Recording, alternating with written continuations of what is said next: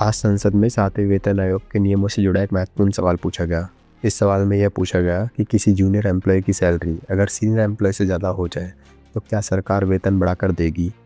जी हाँ दोस्तों, सरकार ने भी अपने जवाब में बताया कि पे फिक्सेशन के कारण जूनियर की सैलरी ज़्यादा हो जाती है और अगर सीनियर और जूनियर एक ही कैडर में पोस्टेड है तो ऐसे मामले में स्टेपिंग अप का ऑप्शन अपनाया जा सकता है।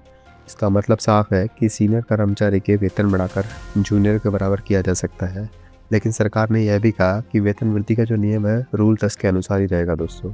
जी हाँ, जैसा कि आप जानते हैं कि 8वां वेतन आयोग भी आने वाले महीनों में बनने वाला है। ऐसे में कर्मचारी भी ये मांग कर रहे हैं कि पे की जो विसंगतियाँ इसको पूरी तरह से खत्म किया जाए, सीनियर जूनियर की सैलरी के गैप को भी खत्म किया जाए और इंक्रीमेंट रूल को भी साफ बनाया जाए। यह मुद्दा 8CPC में फिर से उठ सकता है। दोस्तों, अगर आप भी गवर्नमेंट एम्प्लॉय है या आपके परिवार में कोई एम्प्लॉय है तो आपके लिए ये न्यूज़ काफ़ी ज़्यादा इंपॉर्टेंट है। जी हाँ दोस्तों, कई बार ऐसे विसंगति आती है कि कोई अगर सीनियर एम्प्लॉय है उसकी सैलरी जो है वो जूनियर एम्प्लॉय से कम हो सकती है। जी हाँ दोस्तों, अगर ऐसा केस आपके साथ भी फेस हुआ है या आप अगर फेस कर सकते हैं तो ये वीडियो लास्ट तक ज़रूर देखिएगा। इस वीडियो के लास्ट में आपको पता लग जाएगा कि अगर आप इससे कैसे बच सकते हैं और क्या इसमें विसंगतियाँ आ सकती है। नमस्कार दोस्तों, एसएस प्रैक्टिकल एजुकेशन चैनल में आपका स्वागत है। दोस्तों, जैसा कि आप जानते हैं कि मैं गवर्नमेंट जॉब से रिलेटेड लेटेस्ट अपडेट आपके साथ लेके आता हूँ। तो आज ही मैं लेटेस्ट अपडेट लेके आया हूँ। जैसा कि अपनी स्क्रीन पे देख भी पा रहे हैं कि केंद्रीय सिविल सेवा अधिनियम जो 2016 है इसको लेकर सवाल पूछा गया है। यहाँ पे काफ़ी अच्छे सवाल ऐसे पूछे गए हैं कि जो वित्त मंत्री ये बताने की कृपा करेंगे कि जो वरिष्ठ कर्मचारियों का वेतन है उनके अगर जूनियर कर्मचारियों के बराबर या बढ़ाने के मामले में अगली वार्षिक वेतन वृद्धि में नियम 10 की द्वारा शासित होती है। तो अगर ऐसा होता है तो जो कोर्ट का डिसीजन आया था दोस्तों, अगर ऐसा पॉसिबल है दोस्तों, तो जो दिल्ली उच्च न्यायालय ने इस संख्या में जो निर्णय दिया था वेतन वृद्धि के संबंध में, तो कनिष्ठ कर्मचारी द्वारा वरिष्ठ कर्मचारी से अधिक वेतन प्राप्त करने पर जो विसंगति उत्पन्न हुई थी उसके साथ ऐसी वेतन वृद्धि को स्थिति को क्यों प्रभावित नहीं करती है दोस्तों। ये काफ़ी अच्छा क्वेश्चन पूछा गया है। बेसिकली ये क्या कहना चाह रहे हैं यहाँ पे ये कहना चाह रहे हैं कि अगर मान लो किसी की वेतन वृद्धि कोई जूनियर एम्प्लॉय है जिसकी वेतन वृद्धि अगर मान लो 70 या 60 हज़ार रुपये वर्तमान में है और अगर कोई सीनियर एम्प्लॉय है उसकी सैलरी अगर 55,000 या 60,000 है तो ये इसकी सैलरी इतनी कैसे बढ़ गई, इसके पीछे क्या कारण है। तो ऐसी जो प्रॉब्लम है दोस्तों जनरली एम्प्लॉयज़ फेस कर सकते हैं। उसके कुछ कारण होते हैं। तो मैं सबसे पहले दोस्तों आपको ये बता देता हूँ कि उसके क्या कारण हो सकते हैं और कैसे स्टेपिंग अप को यूज़ करके जो सीनियर एम्प्लॉय है उसकी सैलरी को फिर से जूनियर के बराबर या उससे ज़्यादा किया जा सकता है। जी हाँ दोस्तों, अगर आप भी गवर्नमेंट एम्प्लॉय में अगर ऐसे प्रॉब्लम फेस करते हैं तो डेफिनेट सी बात है आप स्टेपिंग अप को यूज़ करते हुए अपनी सैलरी को बढ़ा सकते हैं। ये गवर्नमेंट का ऑफिशियल रूल है। बट उसके लिए क्या कंडीशंस होती है, क्या चीज़ें होती है वो मैं आपको इस वीडियो में बताऊँगा। तो वीडियो को लास्ट तक जरूर देखिएगा दोस्तों। तो आइए जानते हैं। सबसे पहले दोस्तों आपको बताता हूँ स्टेपिंग अप एक्चुअली होता क्या है। तो जब किसी जूनियर कर्मचारी का बेसिक पे सीनियर कर्मचारी से अधिक हो जाता है तो उस विसंगति को दूर करने के लिए सीनियर कर्मचारी का वेतन बढ़ाकर जूनियर के बराबर किया जाता है। जी हाँ दोस्तों, लेट सपोज अगर कोई सीनियर एम्प्लॉई है और उसकी सैलरी 45,000 है और कोई जूनियर एम्प्लॉई उसकी सैलरी 60,000 हो गई है। तो ये भाई साहब जब इन्होंने पहले ज्वाइन किया है, ये भाई साहब पहले अगर ज्वाइन हुए हैं तो इनकी सैलरी ऑब्वियस सी बात है ज़्यादा होनी चाहिए, इनकी कम होनी चाहिए। ठीक है, ऐसा नहीं हो सकता कि इनकी सैलरी ज़्यादा हो जाए। तो आप स्टेपिंग अप को यूज़ करके सैलरी को बढ़ा सकते हैं दोस्तों। तो आइए जानते हैं कैसे वो बढ़ा सकते हैं। तो सबसे पहले दोस्तों ये जानते हैं कि ऐसी स्थिति पैदा ही क्यों होती है। तो उसके कई रीजंस हो सकते हैं। प्रमोशन का टाइम हो सकता है अलग अलग हो, या प्रमोशन के बाद जो पे फिक्सेशन होता है, जैसा कि आप जानते हैं कि पे फिक्सेशन होता है। पे फिक्सेशन में क्या होता है, बेसिकली 2 बार गवर्नमेंट एम्प्लॉयज़ का पे फिक्सेशन होता है, या तो जनवरी में होता है या जुलाई में होता है। तो अब मान लो कि कोई एम्प्लॉय लेट ज्वाइन किया और उसका जुलाई में पे फिक्सेशन हो रहा है, और मान लो कि उसने जुलाई से अगर दिसंबर के बीच में उसने ज्वाइन किया है तो उसका पे फिक्सेशन अगली जुलाई को होगा। और किसी एम्प्लॉय ने अगर जनवरी से जून के बीच में ज्वाइन किया है तो उसका जो पे फिक्सेशन होगा वो जनवरी वाले मंथ में होगा। तो इसके कारण ये वेतन में विसंगति आ सकती है। वेतन आयोग के बाद पे मैट्रिक्स अगर आप यूज़ करते हैं, यानी कि अभी जैसे आप जानते हैं 8 से पे कमीशन भी लगने वाला है, तो उसके बाद अगर पे मैट्रिक्स अप्लाई होता है तो कई बार वेतन कम ज़्यादा दिखाई दे सकता है। और इंक्रीमेंट की अगर डेट्स अलग अलग है जैसा मैंने आपको बताया तो उस वजह से भी हो सकता है। या वित्तीय यूनियन या MACP जिसकी चर्चा भी काफ़ी दिनों से हो रही है, GSM के द्वारा भी इसकी चर्चा हो रही है, अगर इसके कारण भी कई बार वेतन में विसंगति देखने को मिल सकती है दोस्तों। अगर आप ऐसा प्रॉब्लम फेस करते हैं या परिवार में अगर आपका कोई गवर्नमेंट एम्प्लॉय है वो अगर ये चीज़ें फेस करता है तो उससे क्या बचने के उपाय हो सकते हैं वो मैं आपको बताता हूँ। जैसा कि मैं आपको उदाहरण भी दे देता हूँ कि कोई सीनियर कर्मचारी है उसका वेतन अगर 70,000 है और कोई जूनियर कर्मचारी है उसका वेतन अगर 72,000 है तो ये स्थिति असामान्य मानी जाती है क्योंकि सीनियर का वेतन कम है। भाई साहब सीनियर एम्प्लॉय जो है उनकी ज्वाइनिंग अगर मान लो 5 साल पहले हुई है और जूनियर एम्प्लॉय की ज्वाइनिंग अगर 3 साल पहले हुई है तो ऑब्वियसली बात है जो सीनियर एम्प्लॉय उनकी सैलरी ज़्यादा होनी चाहिए, जूनियर की कम होनी चाहिए। इवन अगर 6 महीने का भी डिफरेंस है तो भी सीनियर की सैलरी बाय डिफ़ॉल्ट ज़्यादा मानी जाती है। इसी को हम कहते हैं स्टेपिंग अप करके कि सैलरी को बढ़ाना। तो आइए मैं आपको बताता हूँ कि कैसे बढ़ाया जा सकता है।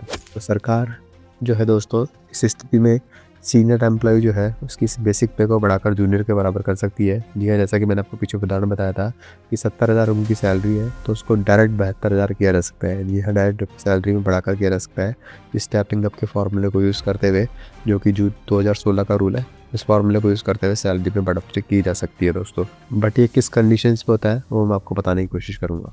इसके लिए दोस्तों अलग अलग शर्त होती है, ठीक है। सबसे पहली जो शर्त है दोस्तों इसमें ये होता है कि सीनियर और जूनियर जो है दोनों एक ही कैडर और एक ही सेवा में संबंधित होनी चाहिए। जी हाँ, दोनों का कैडर सेम होना चाहिए। कैडर अगर डिफरेंट होगा तो आप उसके लिए एलिजिबल नहीं है, आप उसके इसमें अप्लाई नहीं कर सकते। दूसरी जो दोस्तों कंडीशन है वो यही है कि जो पे लेवल है वो समान होना चाहिए और जो पद है यानी जिस पोजीशन पे है, यानी कि लेट सपोज अगर कोई एसोसिएट सेक्शन ऑफिसर है, असिस्टेंट सेक्शन ऑफिसर है एक लेवल सीनियर एम्प्लॉय, और जूनियर एम्प्लॉय को भी उसी पोजीशन पे होना चाहिए एसोसिएट सेक्शन ऑफिसर। अगर इसका लेवल 7 है तो जो जूनियर है उसका लेवल भी 7 होना चाहिए, तभी आप इस कंडीशन को फुलफिल कर सकते हैं, अदरवाइज़ नहीं कर सकते हैं दोस्तों। हाँ, एक रीज़न ये भी है कि जूनियर जो है वो हमेशा जूनियर रहा हो, यानी उसकी जॉइनिंग तो बाद में रही है बट वो सेवा की शुरुआत जो है वो जूनियर की सीनियर के बाद में ही नियुक्त हो। ऐसा नहीं कि जूनियर को कोई प्रमोशन मिला है उसकी बेसिकली उसके खुद की स्किल्स की वजह से। अगर मान लो उसकी खुद की स्किल्स की वजह से उसको प्रमोशन मिला है तो डेफिनेट सी बात है कि आप उस केस में सीनियर एम्प्लॉय जो है वो क्लेम नहीं कर सकता एम्प्लॉय ज़्यादा करने, सैलरी ज़्यादा करने का, क्योंकि वो अपने टैलेंट की वजह से प्रमोशन लेके अगर आगे बढ़ा है तो उस केस में आप उसको मान्यता नहीं दे सकते। या फिर कई बार पे फिक्सेशन वगैरह करते हैं तो कुछ उसमें टेक्निकल विसंगति आ जाती है, तो उसके कारण या वेतन आयोग के कारण भी दोस्तों ये समस्या हो सकती है, तो उस केस में स्टेपिंग अप किया जा सकता है। और अगर दोस्तों इसकी एक और लास्ट शर्त ये भी है कि अगर एक समान प्रमोशन चैनल पे है, यानी सीनियर और जूनियर का प्रमोशन पाथ जो है वो एक जैसा होना चाहिए, तभी आप उसके लिए एलिजिबल है। तो यहाँ पे मैंने कंपैरिजन करके बताया कि जो सीनियर एम्प्लॉय है उसकी सैलरी 70,000 थी, उसको स्टेपिंग अप करके 72,000 किया गया, और जूनियर एम्प्लॉय जो है उसकी सैलरी 72,000 है, उसमें कोई बदलाव नहीं किया गया, तो उसकी सैलरी को बढ़ाकर स्टेपिंग अप किया जा सकता है दोस्तों। अब इसमें कुछ महत्वपूर्ण बातें दोस्तों ये भी आपको पता होनी चाहिए, तो महत्वपूर्ण बातों से मैं आऊँगा। उससे पहले मैं आपको बताता हूँ कि संसद में जो सवाल पूछा गया उसके क्या रीजंस थे। तो जैसा कि मैंने आपको ये दोनों सवाल पढ़ के बताया कि जो दिल्ली हाई कोर्ट में जो एक संख्या चल रहा है, इसके कारण भी वित्त मंत्री से ये सवाल पूछा गया कि वेतन में ऐसी विसंगति आती है तो उसको कैसे आप दूर कर सकते हैं दोस्तों। उसके अलावा एक सवाल ये भी पूछा गया कि इसके संबंध में अगर कोई ब्यौरा है तो वो भी बताइए, और अगर नियम 15 अगर लागू होता है तो नियम 10, जैसा कि मैंने आपको बताया नियम 10 जो होता है वेतन की विसंगति को दूर करता है, और अन्य प्रावधानों जिसमें मूल नियम भी शामिल है पर अधिभावी है। यदि हाँ तो सरकार का माननीय दिल्ली उच्च न्यायालय पर उपरोक्त निर्णय का अनुपालन करने में निर्देश आदेश जारी करने का कोई प्रस्ताव है, यदि नहीं तो इसका कारण है।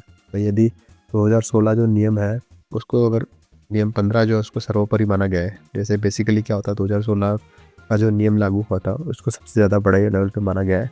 अगर 2008 का कोई नियम है या उससे पुराने अगर कोई अधिनियम है तो उनको सबको कम प्रायोरिटी दी जाती है। सबसे ज़्यादा जो प्रायोरिटी है दोस्तों वो केंद्रीय सिविल सेवा संशोधित वेतन नियम 2016 को प्रायोरिटी दी जाती है। जी हाँ, उस प्रायोरिटी के बेस पे ही नियम 15 के अनुसार ही वेतन में वृद्धि की जा सकती है दोस्तों।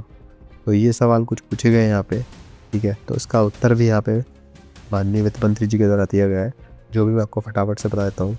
इस 7वें केंद्रीय वेतन आयोग में वेतन की संरचना में अगले वेतन की तारीख जो है वो केंद्रीय सिविल अधिनियम 2016 के तहत, ये भी आपने कहा कि जो 2016 का नियम होता है उसी पे ही लागू होती है, उसके अलावा लागू नहीं होती है। और जो दूसरा और तीसरा सवाल पूछा गया है उसको ये बताएगा कि रिकॉर्ड दिल्ली उच्च न्यायालय का मामला है, इसलिए उच्च न्यायालय की आधिकारिक वेबसाइट पर ये डिटेल्स उपलब्ध है, इस पर ज़्यादा कोई कमेंट करने का किया नहीं जा सकता दोस्तों। और जो एक फोर्थ वाला सवाल पूछा गया था दोस्तों उसका भी उत्तर यहाँ पे दिया गया है कि जो नियमावली 2015 का जो नियम 15 में जो निर्दिष्ट है नियमों का प्रत्यादोषी प्रभाव जो है दोस्तों वो इन सभी नियमों से ऊपर है। जी हाँ, इन सभी नियमों से उस नियमों को ऊपर रखा गया है। मैं आपका ज़्यादा डिटेल में नहीं बता रहा हूँ, मैं आपको ओवरऑल शॉर्ट में बताने का प्रयास कर रहा हूँ कि जो नियमावली 2016 है केंद्रीय सिविल सेवा संशोधित वेतन यानी सेंट्रल सिविल सर्विसेज का जो वेतन अधिनियम है 2016 उसकी प्रायोरिटी सबसे ऊपर रहेगी।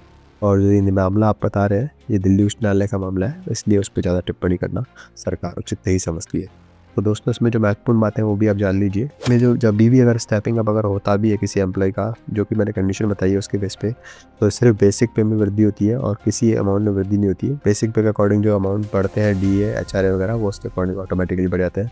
सीनियरिटी में कोई बदलाव नहीं होता है, जितने आप पहले सीनियर थे उतने ही रहेंगे और अगली वार्षिक वेतन वृद्धि की तारीख भी जो है वो वही रहती है, उसमें बदलाव नहीं किया जाता है। तो ये इसकी महत्वपूर्ण बात है। आपके क्या विचार है इसको लेकर, आप अपने विचार मुझे कमेंट करके बता दीजिएगा। और अगर आपको कोई डाउट है इसको लेकर तो भी आप मुझे रीच आउट कर सकते हैं। चैनल पर अगर नए हैं तो चैनल को सब्सक्राइब करना नहीं भूलिएगा। और थैंक यू सो मच दोस्तों for watching the video and have a good day.